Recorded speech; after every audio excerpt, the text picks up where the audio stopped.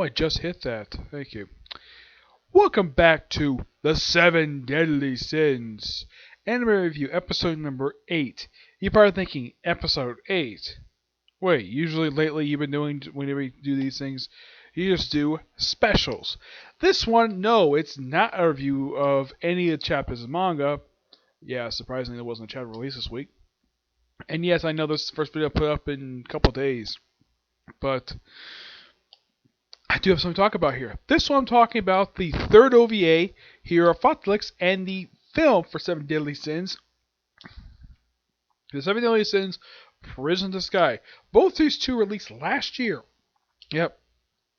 Now here's the thing about these two, how I watched them. The OVA I watched sub because Funimation doesn't dub OVAs half the time for some strange reason. But they did dub the film. Yes, they did dub that, but not the OVA. The OVA is an adaptation of 5 extra. Yes. Yeah, 5 of them. They adapt pretty much chapters 8 through 10 and 15 and 16. The first two are on Hawk. Yes, Hawk. The first one is, well, you see Hawk just flying around as a meta. The first one's, these are the name of the 5.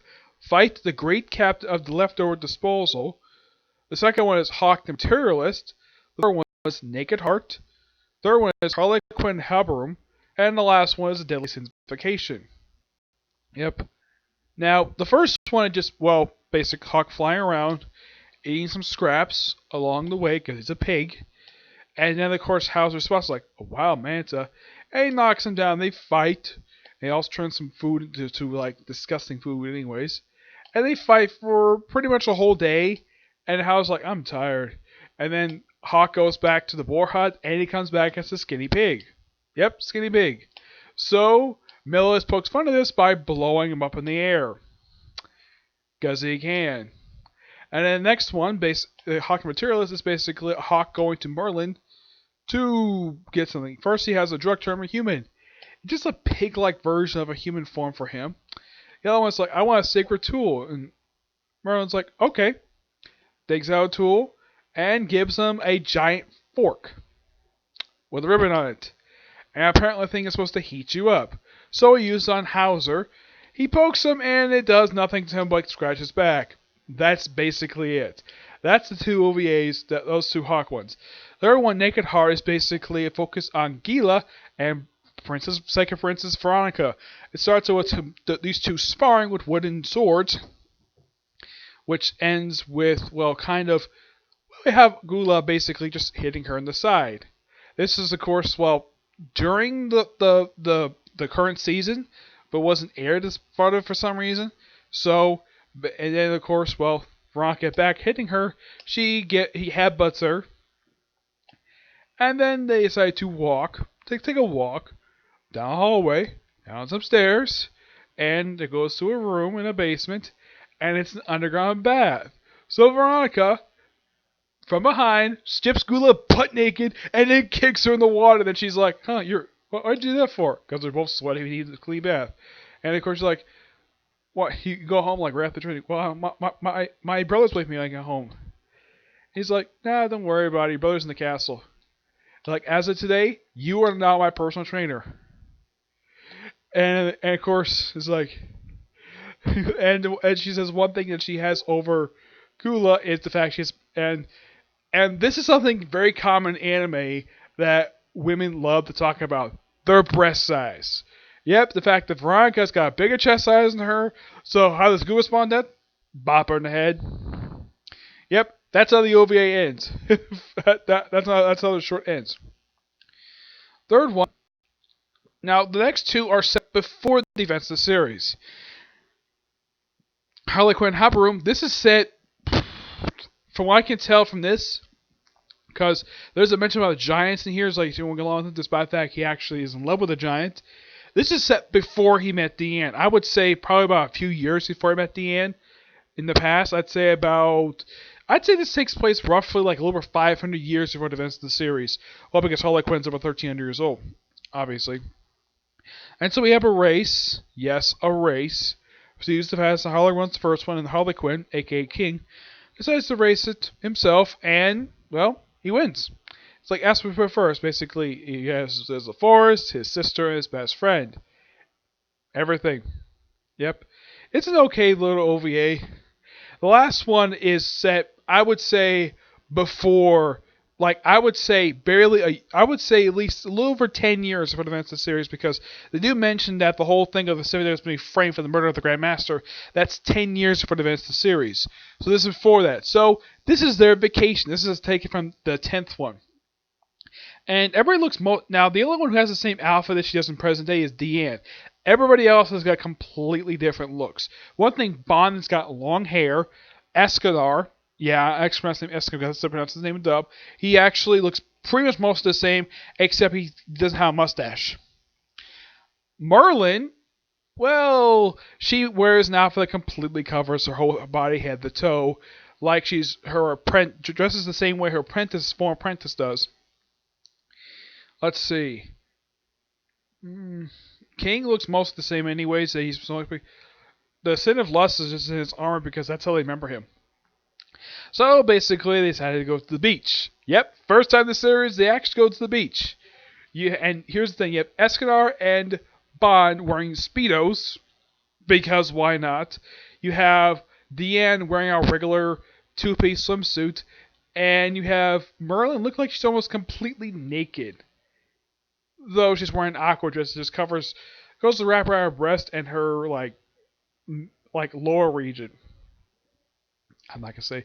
And you guys go surfing, and then they basically find a kraken, and eventually go to the mountains after they have eat some food. Though Deanne basically puts her regular clothes back on after, well, everybody else purposely wearing the swimsuit, and it's interesting though that Escanar he tries to recite a poem. It doesn't go anyplace. And it turns out that the whole thing with the Kraken, the first one, and of course it poisons bugs, it turns out these were assignments he accepted, and he sort of lights in these. This is basically the vacation. Oh yeah, and it shows up Deanne's fear of bugs. Yep. This is actually a pretty good OVA. My personal favorite of all these shorts is probably going to be Naked Heart, because this one basically does take place, I would say, during the events of the recent season. I would say because if you notice in the final episodes, if you watch, you're probably thinking, why is Gula's brother in the castle even though he's probably supposed to be at home? Yeah, this OVA, this particular short does explain it. It's a great little OVA and great character development. I've read it a couple times. It's a really good OVA, and it's probably the only one that actually shows up actual nudity, though it shows off their butts anyway. So it's not really good much to place, but good OVA. Now talk about Prison to Sky, which this one I did watch dub. Yes. Now, this one also came out last year. Though this one came out a few months before the OVA. This one came out in August. The OVA came out in November. You want how long this film is? This film is like almost an hour 40 minutes tops. Now, this movie is noteworthy for introduction of the Six Knights of Black. Yes. And these are its members. Yep. Let's see if I can get the picture here. One of whom is Todd Peppercorn. Yeah, he's a leader. You have Balon, who is voiced by Todd Peppercorn. You have Dakua. Now, Balon is a guy who looks like he's basically got a purple skin and blue off. Dalin is also Dalin Headless. Is a demon robot. Gleed is the only member who's a woman. You have Dakua, who's a lion. Attila, who is a strange virus creature. Now, Meliodas, now they're all dead now. They all get killed by various members of Seven Deadly Sins. The story starts out with one of the new movie.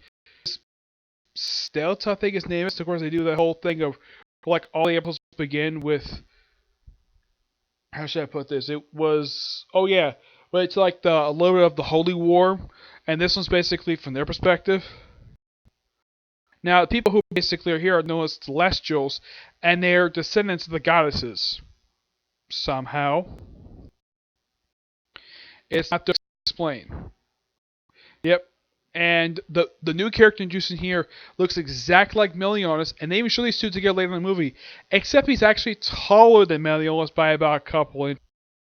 Yeah, yeah, he's taller than Meliodas. Once I tell this guy's name. Yeah, and his fiance looks exactly like Elizabeth. I'm like, what is with this series basically having various women look exactly like Elizabeth? Though it's Stella, but at least it's a similar name, and at least she has wings, though Elizabeth has wings currently in the manga because, well, she's got her goddess powers. Okay, here we go. His name is who's voiced by the awesome Johnny Ambash. Yep. You also have Aleti, who's voiced by Karma Lee. As for the other ones, let's see. Pump is not voiced by anybody in the sub. He's voiced by Tony Alzino. Gira, let's see. Gala is voiced by Ruby Barr.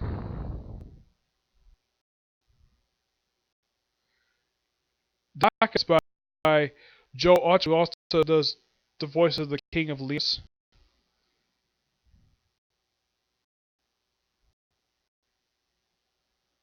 As the other guy, he's voiced by Jake Green. Now, what are the Six Knights of Black? These guys are canon to the series because the creator did create these guys, though because they were mentioned actually in the manga. I don't remember when they were mentioned. Now, Scylla basically is running away from a bunch of angels. Eventually goes like a spring, gets to the surface. Meliodas is looking for Skyfish, and decides to take a dip in a pool with Hawk, and they end up in the Sky Island. It's like this is just a Seven Deadly Sins take on Skypiea. That's simply just it. And because he looks exactly like Scylla, he is constantly mistaken for him the whole time. And like, take it to himself. Like, okay, take it to himself. Hawk, meanwhile, of course, they think it's this mythical being who helped them and gave them this special winged sword. And of course, Scylla wants to, well, prevent the whole reckoning from happening. And he gets in the river and he meets the Seven Deadly Sins. Yeah, and this is actually Escanar's first appearance outside of the series, or at least outside of the anime. I get the reason why they made this movie with him in it because, well, he had just made his debut in the anime. I mean, he only made debut in the back in episode 14, yes, of season 2. And they have all 7 sins here. Now, Merlin, as to why she's there, she's just basically visiting. Escanar is the one who makes all the beer. Bon is the cook. Deanne, of course, is sleeping outside, though in the film later on they do show her basically shrinking the human size. Yeah, half the time they don't really explain why when the word she does this, that she has magic to do that thanks to Merlin. And of course, when they see so, they think he's Meliodas. I would think that if he doesn't have that dragon rat tattoo, and of course, none of these people question the fact, hey, Sally, why do you have a tattoo on your arm? We don't remember when we chased you that you had a tattoo on your arm. The tattoo is never talked about. You see it constantly the whole film, and nothing is spoken of it at all. Nope. So he breaks out, goes off for a walk, runs the other one, basically explains, I'm not the guy you think I am. He says, okay, fine. Can you basically do a new tomorrow? And of course, Solid asks the Seven Deadly Sins for help defending against demons. And of course, well, the story that his people basically knew for 3,000 years was that apparently demons rule the surface world. Yeah, that's a big fat lie. Anybody who's watched the series knows, yeah, that's a big fat lie. So Merlin takes the boar hat along with Hawk's mom to fly. Yes, a giant flying pig flying the Sky Island. Okay, they don't show up much later in the movie. Yep, which is kind of interesting. And then, of course, one of them, Dala the Headless, he gets out somehow, and they try to take him on. And of course, the leader of the warriors are like, "Okay, I killed 65 demons. Like, killing you won't be much difference. So those must be low-ranked weaklings." Yeah, the Celestials in this movie are portrayed to be very very competent fighters, but they're bad at killing demons. Yes. I mean, they're good at fighting. It's just that they're not as good as, let's say, the seven deadly sins. Which, and here's kind of the weird thing: the King of Leonis is never even mentioned the whole movie. The king himself shows at the very end, but the kingdom itself, nope, there's no mention of it. So yeah, the sins show up and they tear the house, down when the demons show up. Yeah, they basically tear it up, and Escanor basically goes to his hulked up form, and he pretty much takes out a bunch of demons, no problem at all. He takes on the one that looks like a lion, which first it was, if I remember, I think first Hawk and the old lady tried to take him on, but that went nowhere. And Escanor is protecting Merlin. Merlin is saying nothing about this, like, Merlin, you should chop your hands against this person. So he basically beats the lion pretty easily. As for the other members, well, the headless, he's taken care of by Melios. Altanon is taken care of by King and Gula, the sin of lust. Gila is taken care of by Deanne and King. Punk is believer and hot killed by Bond. Yes, Bond kills this robot. It's a freaking robot, and yet nobody says anything about a demon robot. I mean, first, basically, Bond, thinking Bond's not affected by his needles, and then he's like, nah. He's like, I'm Bond the Undead. You can't kill me. He's got me a big hug, and of course takes all the freaking needles. He's like, I thought you were gonna give me a hug. So he kills this robot by squeezing him to death. Okay. Fine, whatever. And of course, the leader is taken on by, Meliodas. At one point, Meliodas gets stabbed by the winged sword. That's when I find out he's a demon. Despite the fact he's a good demon. And of course, so it's like, I'll take responsibility. Takes the sword out, despite the fact he's told not to. And of course, Meliodas basically figures out a way to defeat this other creature that the leader of the Six Eyes of Black just summons on this giant egg. Yeah. And apparently he offers the souls of his dead soldiers to this thing, and revives no problem. Eventually, Meliodas does kill this thing, kill Atalon, the Belion. Eventually kills him. After all, of course, Bond takes him on too. And they come up with an interesting idea to beat him. I mean, first they try to use the creature, and of course, the last, of course, he had his star to it. All of his creature to beat. So they said to seal it with the combined might of the Seven Deadly Sins power. So this is also the second time in the movie that he uses full count. The first time was when he takes on the first demon. Of course, he uses the old man's staff, part of his spear, and he uses full counter against the other demons. Yep. And of course, Salad basically, he also thanks Meliodas later on after the whole thing is over, thanking him for protecting his people while he was away. So, how to defeat the giant lizard thing? Well, they defeat it by combining all their powers, fire the thing, and of course, Meliodas using full copy, cloning maneuver, and using full count, and then Meliodas uses another counter move to fire right back at the creature, goes up in the air, and poof, disappears. About to have feast, I was like, no, we can't. Like, Meliodas basically happy to stay for feast, but then Galad's like, yeah, we should not stay because we have to prepare a meal for the King of Leonis. For the king. Okay. And of course, they all see him off, and then of course, they have the credits, and then it gets out the credits, where we see Meliodas is. This is the second time the movement Meliodas cooks something, and it turns out really, really bad. First time was simply apple pie. Yeah. And of course, and here's the thing. Escanor is the one who tries this thing because he doesn't want anything bad to happen to Merlin because he's in love with her. So he tries it, and it's really bad. And comes with this, and when he spits out, it comes with this white gooey stuff. That's pretty much the reason why Meliodas went to go get a dip to clean himself up. And then of course, the same thing happens to the King of Leonis. And that's the movie end. The movie is fantastic to watch.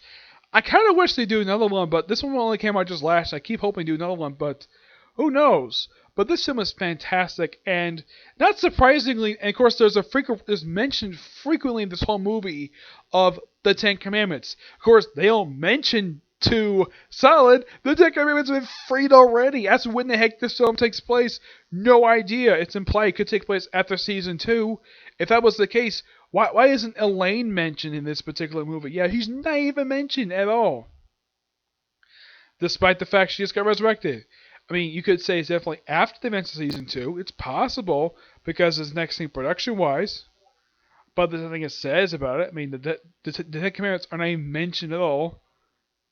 Yeah, but this film is fantastic. I do recommend it if people are fans of the franchise, the Seven Deadly Sins, including the OVA. Okay, so yeah, that's it for this particular review. Stay tuned. Oh yeah, and also I was voiced by Todd Heppercorn, which is fantastic. Yep. And it's something though that the goddess Estelle, who is not voiced by now, believe it or not, this woman looking like Elizabeth is not voiced by the same one who voices her in the anime. Yeah, the anime Elizabeth is voiced by Erica Hallicher. Carmel Lee voices Ellie. hmm Yeah,